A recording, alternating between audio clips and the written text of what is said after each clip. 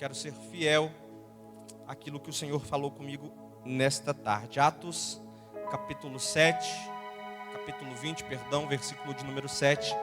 A palavra do Senhor diz assim: no primeiro dia da semana, ajuntando-se os discípulos para o partir do pão, Paulo, que havia de partir no dia seguinte, falava com eles e alargou a prática até a meia-noite.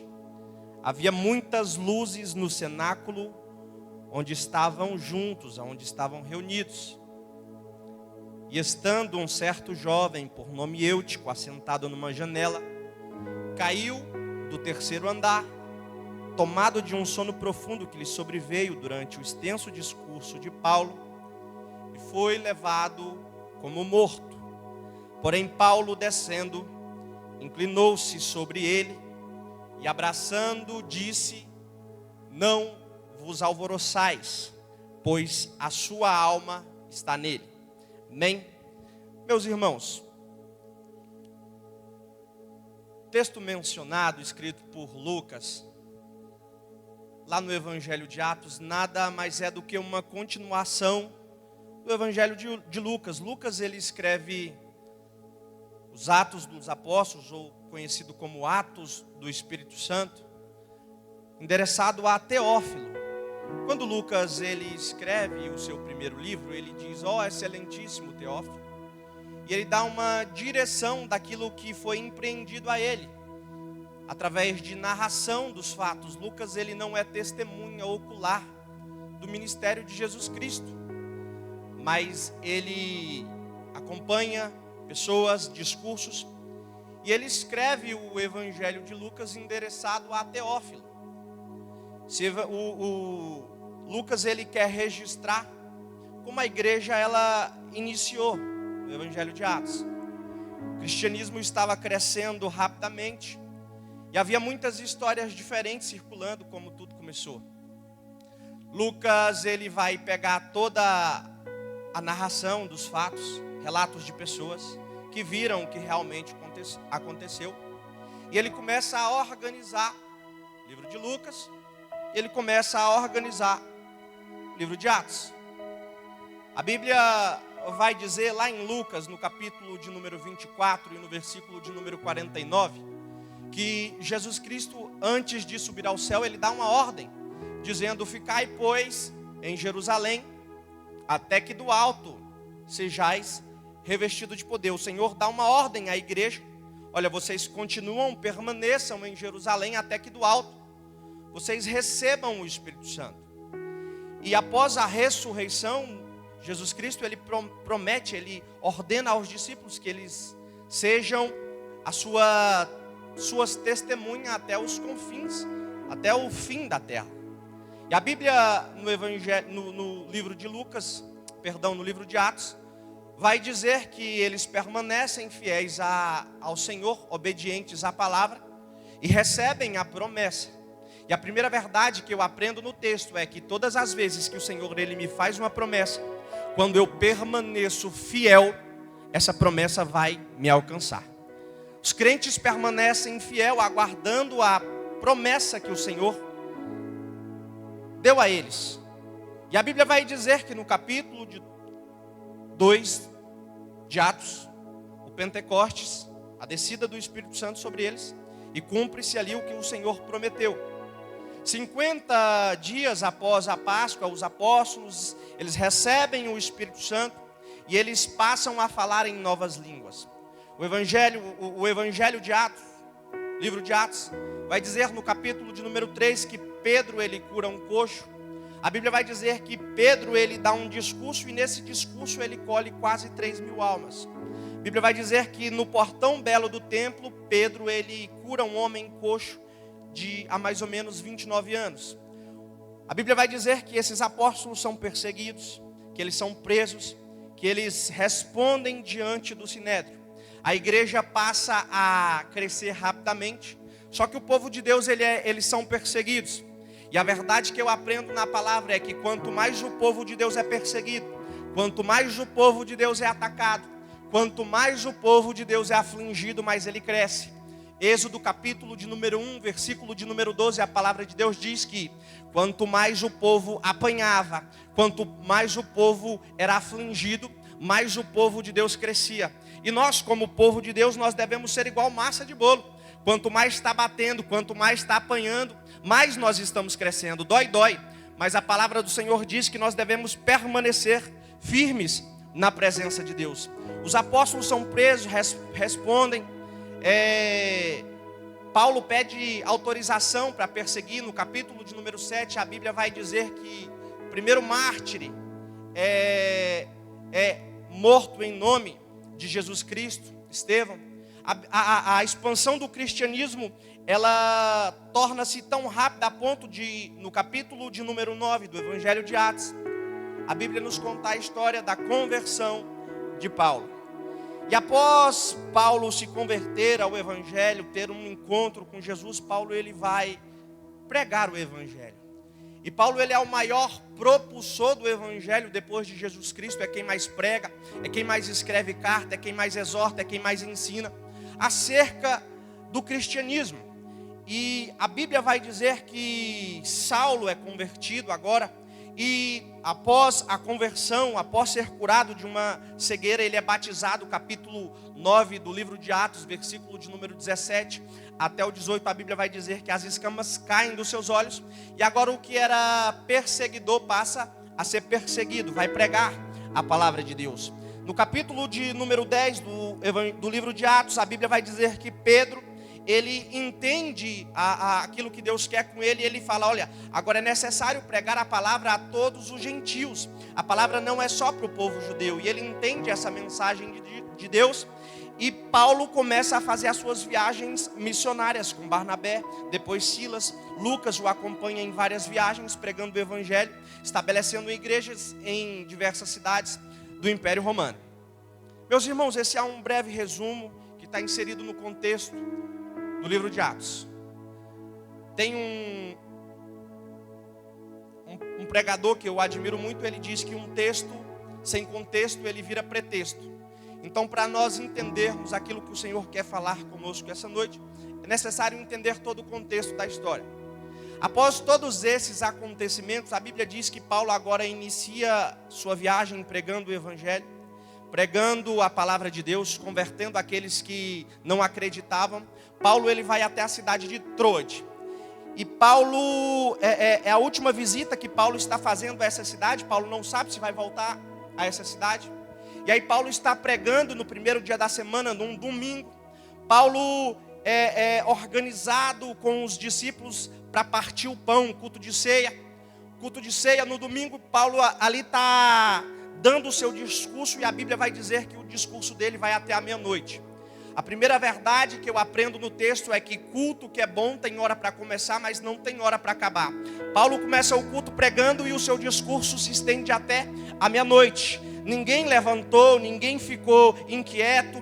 A Bíblia diz que todo mundo estava presente, ouvindo a palavra. Ninguém ficou mastigando chiclete na hora que Paulo estava pregando. Ninguém saiu do culto para ir no estacionamento. O povo estava comprometido com a palavra. E a primeira verdade que eu trago essa noite é que a igreja que é comprometida com a palavra recebe milagre. A igreja que é comprometida com a palavra, ela vê os sinais, os prodígios e as maravilhas de Deus. Todos estavam sentados. Ninguém levanta enquanto Paulo está pregando. Nós somos uma geração que decidiu amar a palavra, que decidiu ouvir a palavra. E eu tenho certeza que eu estou aqui nessa noite pregando para uma geração que ama a palavra de Deus. O povo está ouvindo a palavra. O povo não está procurando sinais, prodígios e maravilha. O povo está prestando atenção na palavra. A Bíblia diz que os sinais seguirão aqueles que creem. Então eu não preciso correr atrás de profecia, eu não preciso correr atrás de sinais, porque os sinais vão ter que me seguir. Quando? Quando eu tenho compromisso com a palavra. Paulo está pegando a palavra para uma geração, para um povo que queria ouvir a palavra. Paulo era um homem de experiência. Paulo tinha algo de bom a acrescentar. Paulo ele faz algumas viagens, e durante uma das suas viagens o navio de Paulo estraga, quebra na ilha de Malta. Paulo é mordido por uma víbora. Então Paulo tinha muitas experiências para contar. E o povo estava ali querendo ouvir Paulo. A Bíblia vai dizer que eles estão em um cenáculo. Eles estão em um cenáculo. E um cenáculo era um lugar, uma construção grega, de 3 andares. Eles moravam embaixo, tinha uma casa em cima. E o terceiro andar era designado para um culto. A Bíblia vai dizer lá em Lucas capítulo 24, se não me falha a memória, Lucas 22, versículo 10, que o Senhor Jesus, ele cultua em um cenáculo. O Senhor Jesus diz, vai até a cidade, lá vocês vão ver um homem com um cântaro na cabeça. Segundo a cultura judaica, homem não é comum levar um cântaro na cabeça, quem carrega é a mulher. Mas se Jesus falou, vai ter que ter um homem. Por quê? Porque quando Jesus fala, é do jeito de Jesus. Então, Jesus cultuou num cenáculo na sua última ceia. E a Bíblia vai dizer que eles estão cultuando em um cenáculo. Eles estão no terceiro andar. Eles estão crendo na palavra que Paulo está pregando. E a segunda verdade que eu aprendo no texto é que não basta somente estar presente fisicamente. É necessário estar presente espiritualmente. Eu até relembrei com a minha esposa que nós congregávamos em uma igreja. E eu disse, amor, você lembra de uma irmãzinha que na hora da palavra ela saía, todo culto ela saía? E aí, lembro lá da igreja que a gente congregou. O diabo, todas as vezes que ela estava na igreja, que era a hora da palavra, ela ia embora. E aí um certo dia o pastor perguntou para ela, por que é que todas as vezes da palavra você vai embora? Ela disse, não, é porque eu acho que eu esqueci o ferro ligado. Então na hora de receber aquilo que Deus tinha para ela, o diabo usava de estratégias, ou até ela mesma preocupada, saía e não escutava a palavra. Então não basta estar presente apenas fisicamente. E eu quero liberar uma palavra sobre a vida dessa igreja essa noite. Que tudo aquilo que nos prende de adentrar, tudo aquilo que nos prende de nos entregarmos 100% para Deus, tudo aquilo que nos prende de entrarmos em uma esfera espiritual, vai cair por terra hoje. Tudo aquilo que nos prende de nos entregarmos 100% a Deus, vai cair por terra hoje. Nessa noite, tudo aquilo que te prende vai cair por terra. Tudo aquilo que te prende de entregar o melhor para Deus, de dar o seu melhor glória, o seu melhor aleluia, vai cair por terra em nome de Jesus. Paulo está pregando no terceiro andar. E eu quero te convidar essa noite a sair desse nível aí e subir mais um andar. Eu quero te convidar nessa noite a sair do natural e começar a viver o sobrenatural de Deus. Eu quero te convidar nessa noite a subir para o terceiro andar, porque quem cultua no terceiro andar não está preocupado com o que os outros estão falando. Quem cultua no terceiro andar não está preocupado com a roupa que o outro do lado está vestindo. Quem cultua no terceiro andar não está preocupado com aquilo que está passando lá na televisão, com a Netflix. O que é que eu vou fazer para pagar a conta amanhã? Não. Quem cultua no terceiro andar está preocupado em entregar o melhor para Deus. Entregar o melhor para Deus. Entregar o melhor para Deus. Ei, eu quero te convidar nesta noite a sair dessa dimensão aí e subir para o terceiro andar. Porque até o final do culto, o Senhor me falou, ei, tem milagre para a minha igreja. Tem cura para a minha igreja. Tem provisão para a minha igreja. Mas é necessário sair do nível raso e subir para um nível superior. É necessário sair do natural e começar a viver o sobrenatural de Deus essa noite. É fácil você reconhecer aquele crente que não cultua no terceiro andar.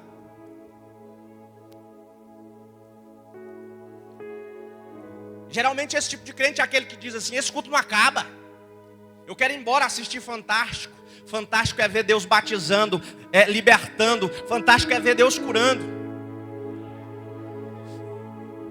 É aquele crente que está aqui e fala, mas o louvor não cantou bom hoje. Mais um irmão que deu a palavra da oferta, nada a ver, né? Mais um irmão ali. São crentes que estão congregando no andar inferior. Mas quem cultua no terceiro andar, está preocupado em oferecer o melhor para Deus. Quem cultua no terceiro andar, ele chega aqui e não está preocupado com o diagnóstico do médico. Ele chega aqui, ele não está preocupado com a conta que ele tem que pagar amanhã. Ele chega aqui e dá o seu melhor para Deus, o seu melhor glória, o seu melhor aleluia. Eu vim essa noite para dizer, ei, vamos sair do segundo andar e vamos subir para o terceiro andar essa noite. Vamos sair dessa dimensão rasa e vamos cultuar a Deus lá em cima. A Bíblia vai dizer lá em Gênesis, no capítulo de número 28, que Jacó ele tem uma visão. ele vê uma escada e os anjos estão subindo e os anjos descendo. E eu lendo esse texto eu disse, mas por que é que os anjos primeiro sobem para depois descer? Por que não é o contrário? Por que o anjo está subindo primeiro?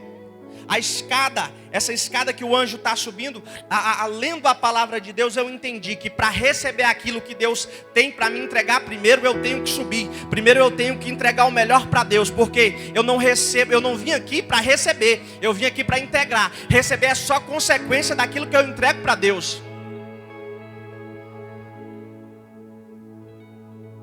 Avisa para o seu irmão aí, o culto vai ser no terceiro andar hoje, avisa para ele aí.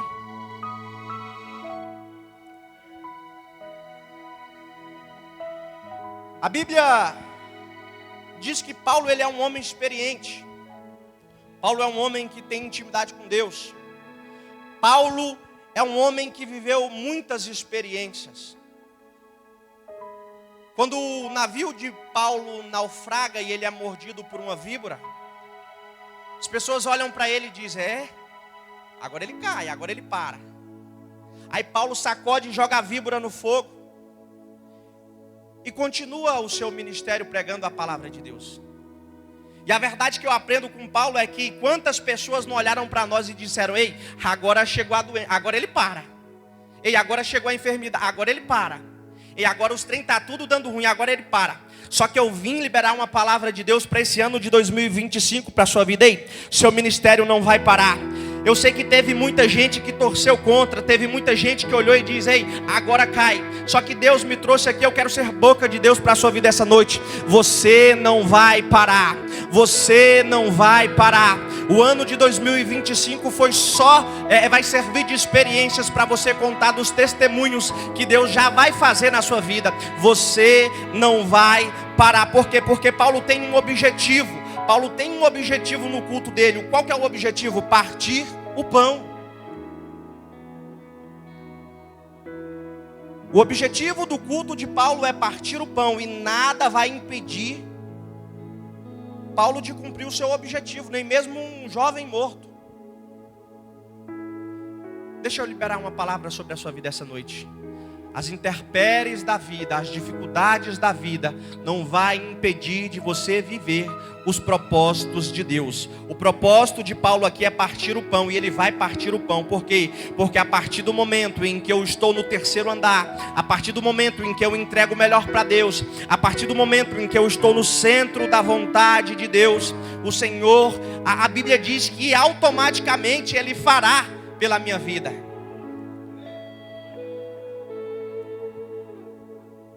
No primeiro dia da semana, domingo, os discípulos estão para partir o pão. E agora eu vou falar igual aqueles pregador de renome, falando pastor Cleito, pastor, não sei nem pregar, estou aprendendo, quero. E agora eu começo a pregar. A Bíblia diz que estão todos reunidos, haviam muitas luzes no cenáculo. Lucas ele está escrevendo dizendo, havia muitas luzes no cenáculo. E a terceira verdade que eu aprendo aqui é que quem ouve a palavra, aquele que está com compromisso com a palavra, ele não fica apagado. Quem ouve a palavra não fica no escuro. Quem ouve a palavra não se engana. É por isso que o salmista vai dizer assim, lâmpada para os meus pés é a tua palavra. Como é bom andar com pessoas que amam a palavra. Como é bom você estar do lado de pessoas que ama a palavra. O diabo ele não te respeita por conta da sua faculdade, por conta do seu canudo, por conta do seu carro. Não. O diabo te respeita pela luz que está acesa aí. E essa luz ela só é acesa por conta da palavra. A Bíblia diz que as lâmpadas nos cenáculos estavam acesas. Estudando aqui, eu vi que essas lâmpadas elas eram acesas com azeite. Ou seja, se o azeite acaba, a lâmpada apaga. Se o azeite acaba, a lâmpada apaga. Só que eu tenho uma palavra de Deus e eu quero liberar sobre a sua vida essa noite aí. O azeite não vai acabar.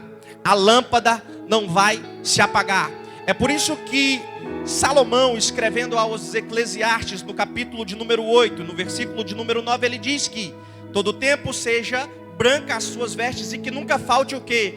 O óleo sobre a minha cabeça, para quê? Para eu parar de olhar um pouquinho para as coisas da terra e começar a olhar um pouquinho para as coisas do céu. Ei, você vai sair daqui essa noite com a cabeça ungida. Eu vou sair daqui essa noite com a cabeça ungida. Nós sairemos daqui cheios de Deus. Ninguém vai apagar a nossa luz. Você é lâmpada e a sua obrigação é se manter aceso. Você é lâmpada de Deus e a sua obrigação é se manter aceso. Ninguém apaga a nossa luz. Paulo está pregando. O culto de Paulo tem um propósito. E a Bíblia vai dizer que entra um jovem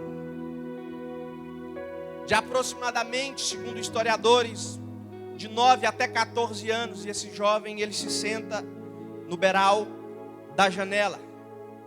Ele está, permita-me, com os pés do lado de dentro, luz, e com a cabeça do lado de fora, trevas. Tem momentos da nossa vida que a gente se encontra assim, eu não sei você, mas eu já, com os pés na luz e a cabeça nas trevas. Os pés do lado de dentro, mas a cabeça nas trevas. Só que quando a gente se encontra em situação desse jeito, nós estamos no lugar certo, mas com atitudes erradas. O que é isso? Eu estou na igreja, mas a minha atitude é errada. Eu estou na igreja, mas estou falando mal dos irmãos. Eu estou na igreja, mas a minha cabeça está lá fora. E quem anda desse jeito é perigoso. Por quê? Porque o irmão está na igreja, mas não se compromete com as coisas da igreja. Por quê? Pé na igreja, cabeça no mundo. E quem tem a cabeça no mundo acha que pode fazer o que o mundo faz. Ah, mas é só uma cervejinha, o mundo bebe. Quem está na janela, sentado na janela, olha para trás e vê as coisas do mundo. E acaba sendo assediado pelas coisas do mundo. Porque não está nem dentro nem fora. Está em cima do muro. Só que eu tenho uma palavra de Deus e eu quero liberar essa noite aí. Eu não sei se você está em cima do muro, mas você vai tomar uma decisão essa noite de se manter firme nos pés do Senhor. Nós vivemos em uma geração que escuta a verdade, mas que vive a mentira. E o que muda o crente não é a palavra que ele escuta, mas é a palavra que ele pratica. Eu vou repetir isso aqui. Não é a palavra que você escuta que te muda. Não é a palavra que eu escuto que me muda, mas é a palavra que eu pratico. Estou caindo, mas não confesso o meu erro. Estou pecando, mas eu não confesso as minhas fraquezas. É preciso acordar enquanto ainda é tempo. É necessário sair da janela. Quando ele está em cima da janela, ele consegue olhar o que está acontecendo lá fora. E aí que mora o perigo, pastor Cleito, né? Porque quando a gente está vendo o que está lá fora, a gente começa a se sentir atraído. A gente, tomar um negocinho é normal, porque eu estou vendo o povo lá fora fazendo. Mas eu vim aqui dar glória na igreja e bater na cara da minha esposa lá, mas o povo lá fora faz. Mas eu vim aqui dar glória a Deus, mas na minha lista do Spotify está Anitta e Pablo Vittar. Mas o mundo lá fora ouve.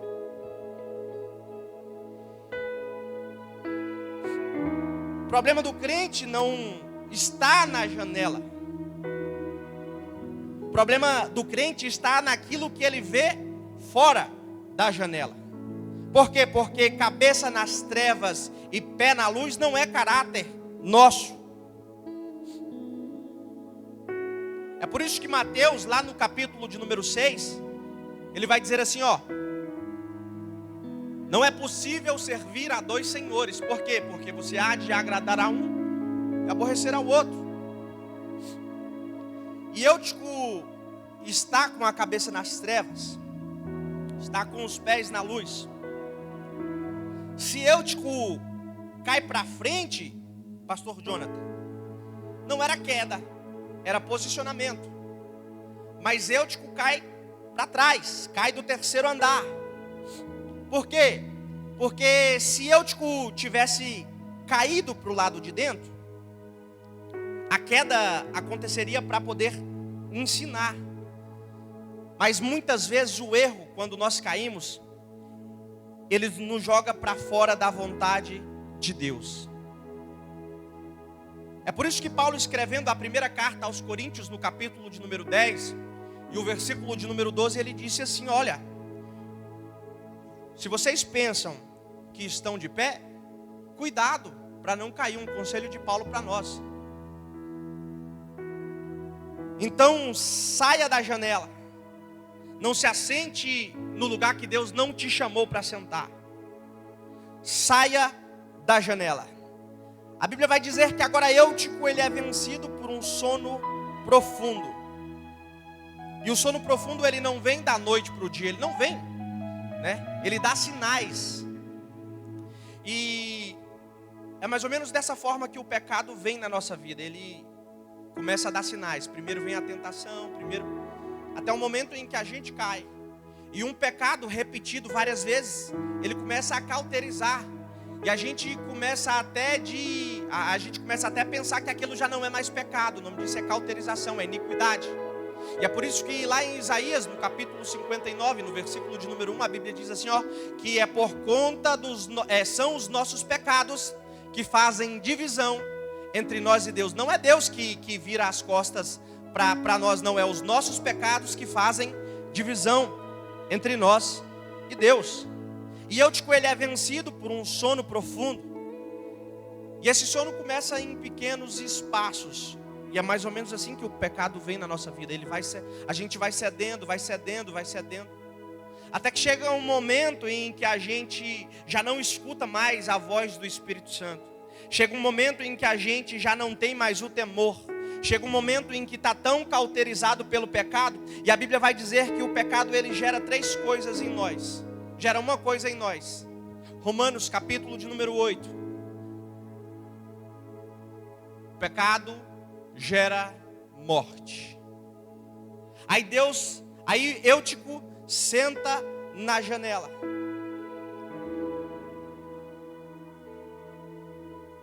E o pecado, ele gera morte. Morte espiritual, morte física e morte eterna. Sabe o que é isso? Geralmente quem vem na igreja e senta na janela já não tem mais vontade de orar, já não tem mais vontade de jejuar, já não tem mais vontade de ler a Bíblia. O nome disso é morte espiritual. Só que eu tenho a palavra de Deus e eu quero liberar sobre a minha e a sua vida essa noite aí. Nós vamos voltar a ler a Bíblia, nós vamos voltar a orar, nós vamos voltar a jejuar, nós vamos voltar a ter prazeres nas coisas celestes, nós vamos voltar a fazer a vontade de Deus, nós vamos sair daqui diferente, nós iremos sair daqui cultuando no 3º andar. A Bíblia vai dizer que Eutico cai do 3º andar. E olhando por uma ótica religiosa, irmão, isso é eu olhando por uma ótica religiosa, eu ia dizer assim, bem feito. Quem mandou ele sentar no lugar que não era para sentar?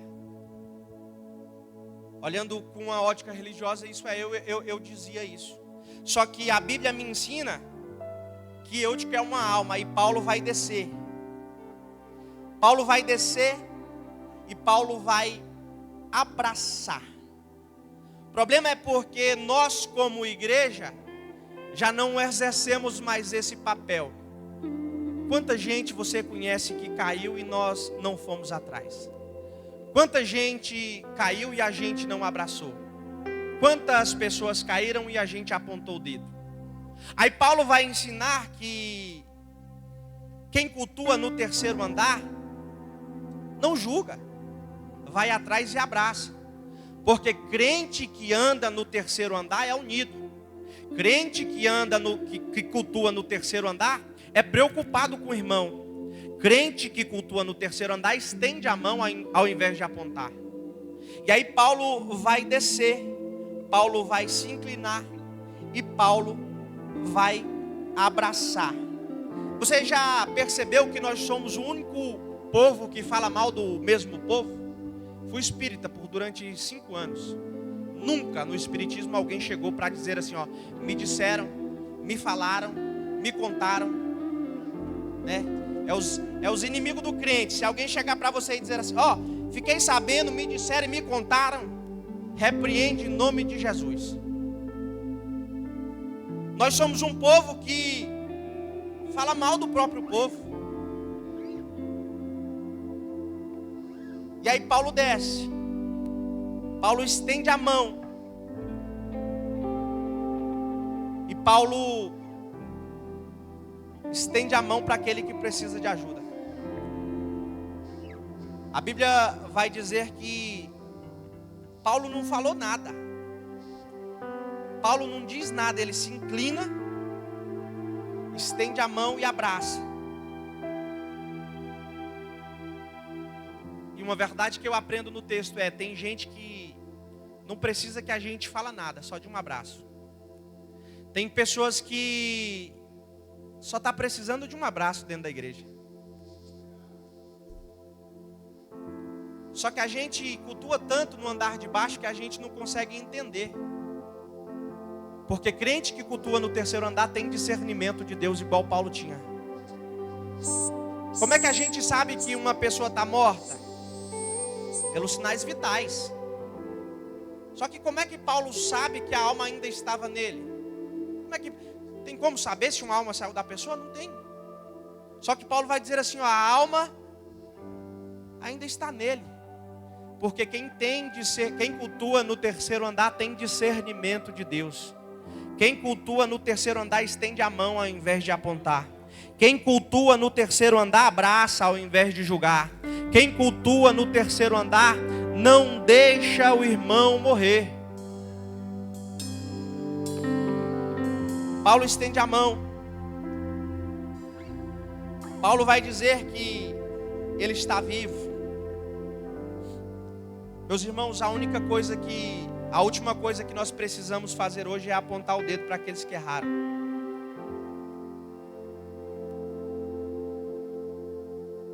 Paulo tem intimidade, porque Paulo está congregando, está cultuando no terceiro andar. E de repente a lição todinha que a gente pode extrair desse texto é: ao invés de apontarmos aquele que caiu, devemos estender as mãos. Eu cheguei em um momento da minha vida como crente,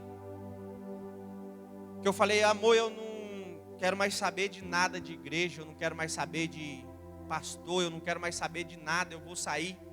Eu estou triste, porque aquele que deveria abraçar, me abandonou.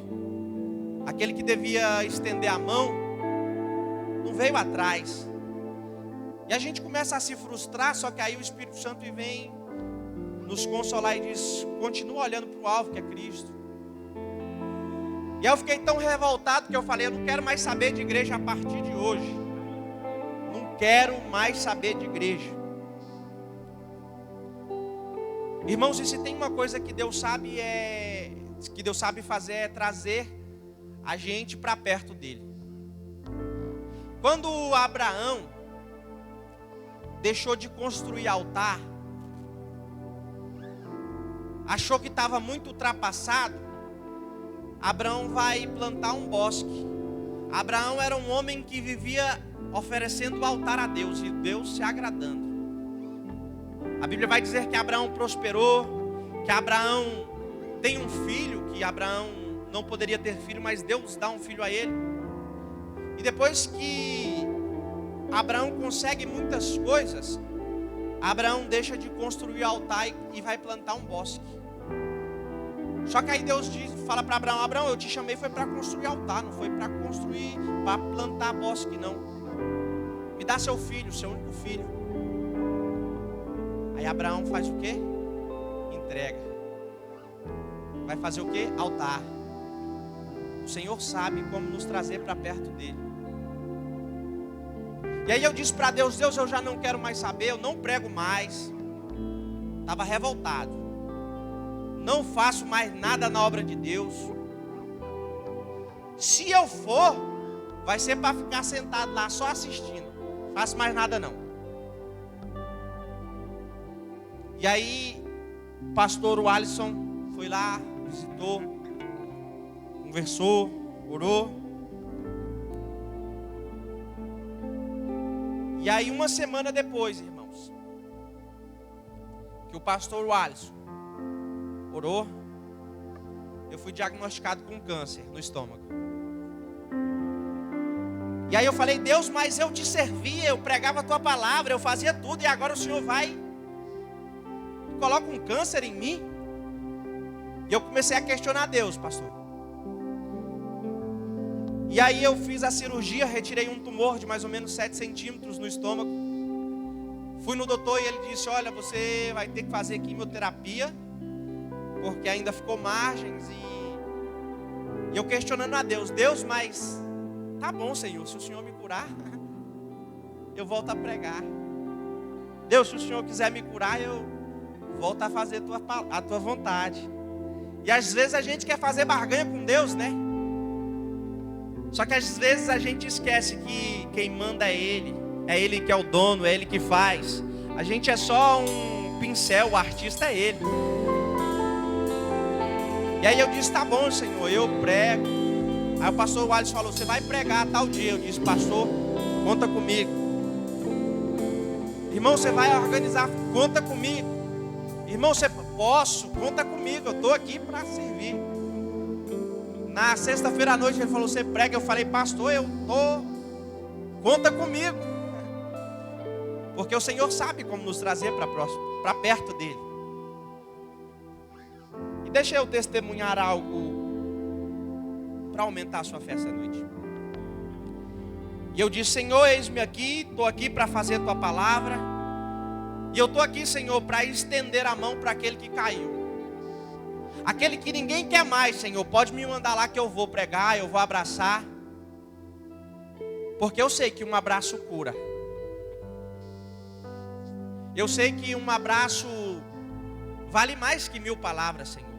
E eu estou disposto, Senhor, me usa como instrumento. Eu vou fazer a tua vontade, eu vou abraçar, eu vou estender a mão. E eu já comecei com os que estavam próximos de casa, a parentela, aqueles que por um momento se afastaram do Senhor. Porque muitas vezes a gente quer sair pregando para aqueles que estão lá fora e esquece dos que estão dentro da própria casa. De estender a mão para aquele que está dentro da casa.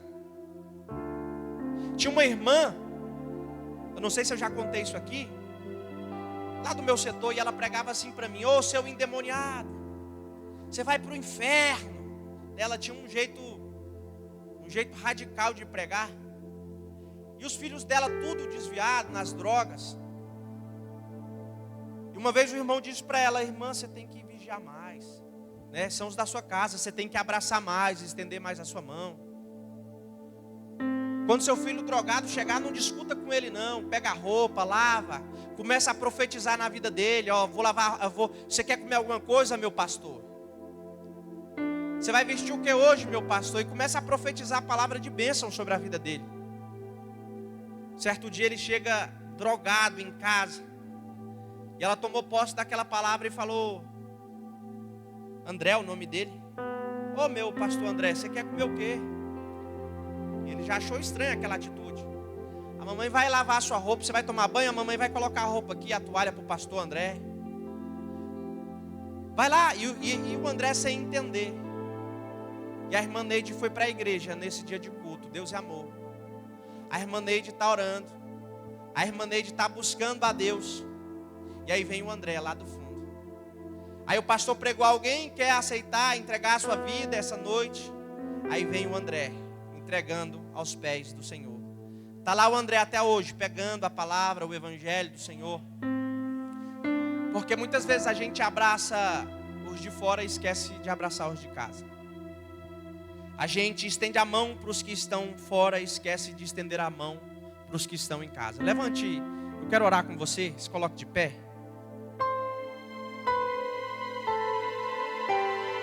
Aí Paulo estende as mãos, Paulo abraça. E a Bíblia diz que Eutico ressuscitou. E eles voltaram para dentro do cenáculo. O culto continuou até de madrugada. Era culto, pastor Jonathan, virou vigília. Foram até de madrugada. E o propósito inicial, que era de partir o pão, foi finalizado. O propósito de Deus da sua vida não vai ser finalizado enquanto não terminar. Ei, nada vai parar, nada vai impedir o propósito que Deus preparou para a sua vida.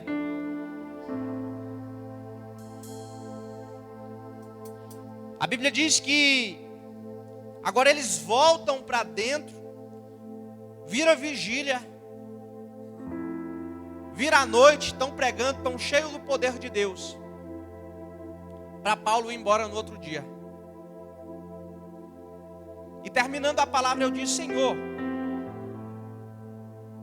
mas por quê? E questionando a Deus: por quê, Senhor? E ao longo desses meses em que eu fui diagnosticado, eu até testemunhei em uma igreja que eu fui pregar, estava a Janaína e a irmã Rosana. E o médico pegou o meu diagnóstico, ele falou: você precisa fazer um exame aqui, para a gente poder iniciar a quimioterapia, você vai ter que tomar 5 doses de quimioterapia, e você vai ter que tomar um remédio durante 3 anos, remédio de alto custo. E eu disse: tá bom. Fiz o exame, e aí no outro exame, deu negativo para o câncer. Aí eu levei para ele e ele disse: não, está errado. Eu não confio muito no resultado desse laboratório. Mas vamos fazer o seguinte, vamos repetir o exame em outro lugar. Só que lá você vai ter que pagar e é caro. E aí, irmão, quando você descobre uma enfermidade, né, claro que não está nos seus planos, você começa a gastar recursos. E eu disse: Senhor, me abençoa aí, porque está ficando apertado, né? E aí a minha esposa foi fazer o segundo, foi lá marcar para mim, levar as lâminas no segundo exame que ele pediu para fazer. E era R$1.400, R$1.200, mil e alguma coisa assim. Era mais de R$1.100. E eu disse: amor, passa lá o cartão e depois a gente vê. Aí chegou lá na hora, minha esposa, ela tem mais fé que eu. E ela falou com a mulher falou: uai, então eu vou fazer todos os exames, vou fazer mais um por 420. Eu falei: uai, amor, como é que você conseguiu? Ela: eu não sei. Eu falei com a irmã lá, com a mulher, e era 1.200 e ficou por R$429 todos os exames. Amém por isso. Deus, obrigado, Senhor, por prover mais uma vez. Quando foi na sexta-feira, o pessoal falou: seu exame deu uma alteração aqui, e o médico patologista pediu mais um tempo para sair o resultado, porque o negócio aqui não está bonito não. E eu disse: tá bom, Senhor, seja feita a tua vontade. E enquanto eu preparava a mensagem, eu questionando a Deus, e aí o Espírito Santo falou comigo dentro do quarto. E eu questionando a Deus mesmo, viu? Porque quando você falar é uma coisa, irmão, mas você viver, ter um diagnóstico desse, é diferente. Ah, mas você não confia em Deus? Eu confio em Deus. Mas quem está vivendo esse momento sou eu. Então, sou eu que eu sei o que eu sinto nesse momento. E eu disse: Senhor, estou aqui para fazer a sua obra, Senhor. Mas por quê? Questionando a Deus, questionando a Deus. Aí o Espírito Santo falou: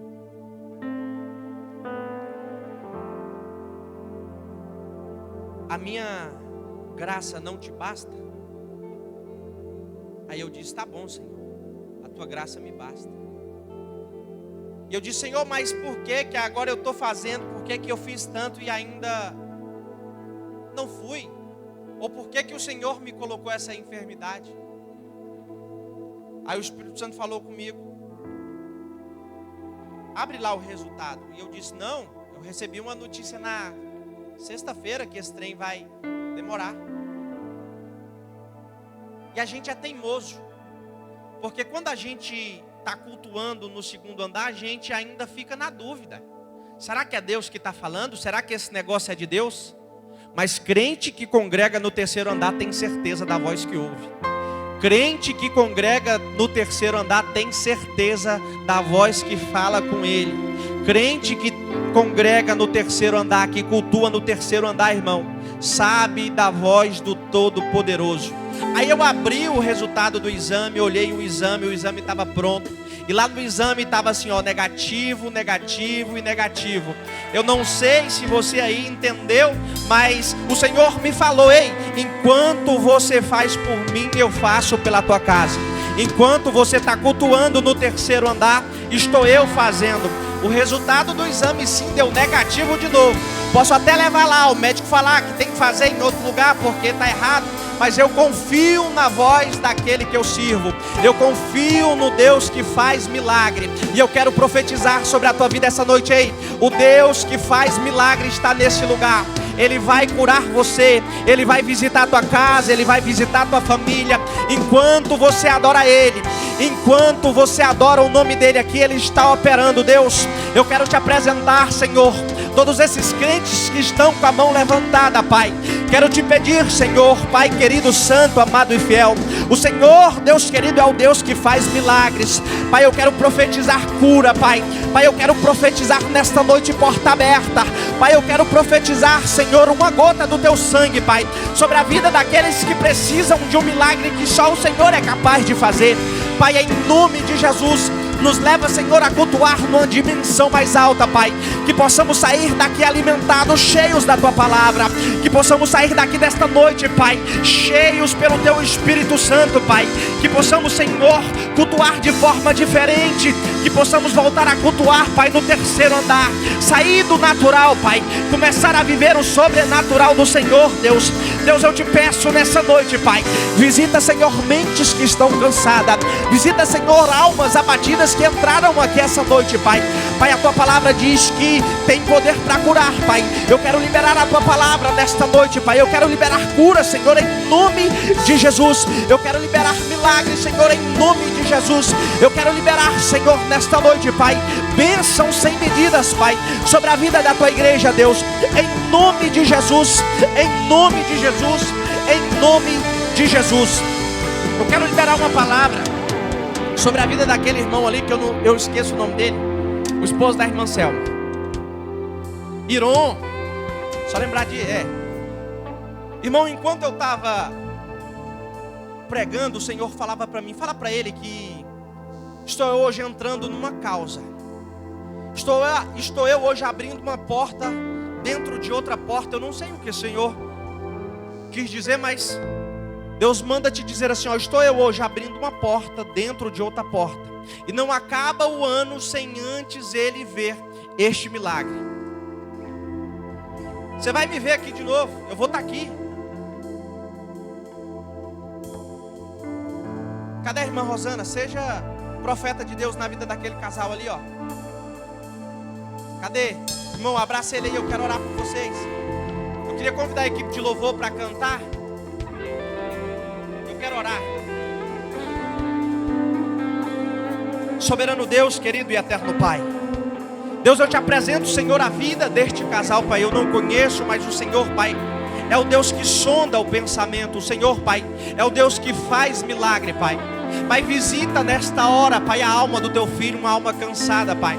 Só o Senhor sabe como ele entrou aqui essa noite. O Senhor, meu Deus, é o Deus que sonda pensamento. O Senhor, meu Deus, é o Deus que muda, Pai. Pai, nesta noite, Senhor, eu quero te pedir, Pai, muda a situação. Visita a mente do teu filho nesta hora, Pai. Começa, Senhor, meu Deus, a trazer à existência, Pai, aquilo que o Senhor prometera para ele, Pai. Começa, Senhor, a mostrar para o teu filho, Pai, que o Senhor é o Deus da casa, que o Senhor é o Deus da família, que a promessa está sendo gerada. Ei, começa, Senhor, nesta noite, Pai, a trazer, Pai, à existência, Pai, aquilo que o teu filho, Senhor, entrou aqui pedindo, Pai. Começa, Senhor, a mostrar para ele que o Senhor, Pai, é o Deus que fala. O Senhor, meu Deus, é o Deus que faz. Visita, Senhor, nesta hora a alma do teu filho, Pai. Começa a arrancar, Pai, todo o cansaço, Pai, todo o desânimo, Pai. Deus, em nome de Jesus, eu quero te apresentar a vida deste casal, Pai. E eu quero te pedir, Senhor, libera bênção sem medida, Pai. Em nome de Jesus, meu Deus. Em nome de Jesus. Deus, em nome de Jesus, eu quero te apresentar a igreja, Pai, e te pedir, Senhor, faça, Pai, conforme o teu querer e a tua vontade, Pai. Deus, em nome de Jesus, Pai, visita, Senhor, Pai,